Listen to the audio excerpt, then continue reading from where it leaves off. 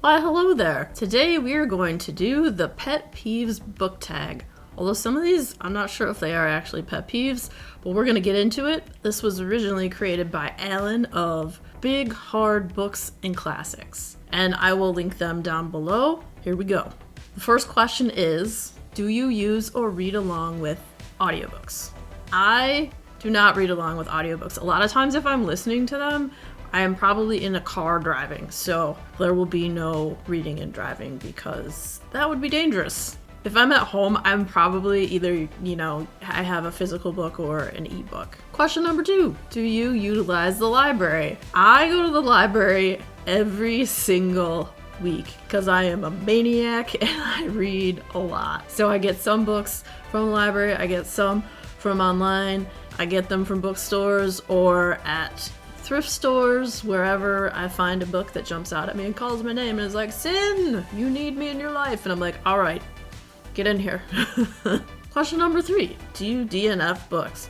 Heck yes, I do. I cannot keep reading a book if I don't enjoy it. I used to try to trudge through and do 100 pages, but I cannot do that anymore. I give it a good 50, and if I'm already not enjoying the style of writing, how the book is going, and I'm not liking things about characters, why do I want to torture myself more? Not everything's going to be to your taste, not everything's going to be to my taste. So yes, I do DNF books because I want to enjoy my reading experience.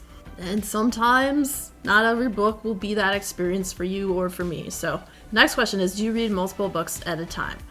I do. Sometimes I can read up to 3 books at a time, and it's usually along the lines one I'll be reading on an e-reader, another one I may be reading as a physical, and then sometimes if I have an audiobook in the car. Sometimes I will read 2 physical ones at once. It just depends. It depends on what's going on. And then sometimes if I'm so enraptured in one book, I can't read anything else.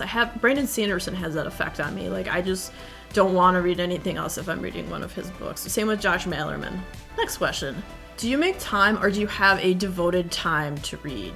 I do not have a devoted time at all. I read whenever I can. If I have time, I'm probably shoving my face in a book. I schedule a lot of things revolving around my booktube channel, but reading is not one of them because reading is just what I fit into my life and how it fits into the puzzle of the life of Sin.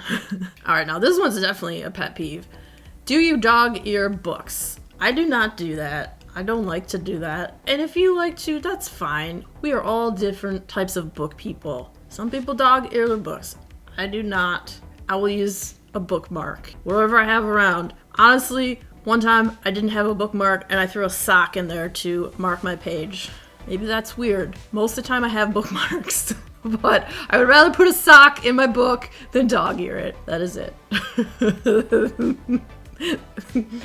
Sock bookmark, what up? Do you annotate books?